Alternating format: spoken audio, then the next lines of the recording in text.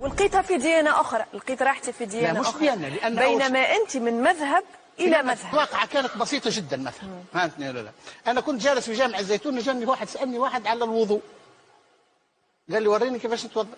شاب صغير، قلت هذا خاطر عادة الشيوخ اللي موجودين ما يتحدثوا إلا على الوضوء ولا الطهارة، قلت هذا يحب يسخر منا، ولكن قلت أنا خلينا نوسع بالي معاه ايش عندي فيه. شاب صغير عمره 21 عام. قلت له تعمل كذا كذا كذا كذا واغسل رجليك وامسح راسك. يا أيها الذين آمنوا إذا قمتم إلى الصلاة فاغسلوا وجوهكم وأيديكم إلى المرافق وامسحوا برؤوسكم وأرجلكم إلى الكعبين. قال لي يا سيدي أنت راك خالفت القرآن. شو خالفت القرآن؟ قال لي ربي قال لك امسح راسك ورجليك، مش امسح راسك واغسل رجليك.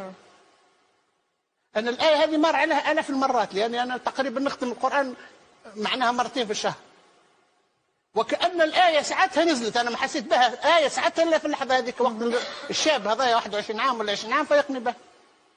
قلت له بارك الله فيك، والله صحيح، وحسب روحي أنا متضلع في اللغة. ومن وقتها بديت ساعتها قلت لهم يا جماعة نستأذن منكم والسلام عليكم.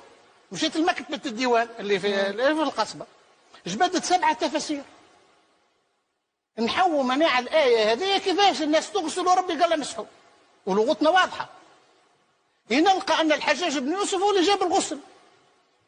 نلقى في ابن كثير وعند كل المفسرين أن خطب الحجاج بن يوسف الناس يوم الجمعة وهو على المنبر فقال أغسلوا أرجلكم إنهم أقرب ما يكون من الخبث.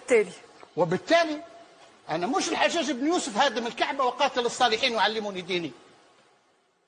أنا ذاك في اللحظة هذيك أنا رجعت إلى البحث، قلت هذه ويمشي الحال. لا، ما هوش هذا الدين في نظري. إني ساعتها وقتها اكتشفت المذهب الشيعي. أنا قعدت 6 سنوات بحث. مش حلمت في الليل أني نولي شيعي إذا أصبحت. لا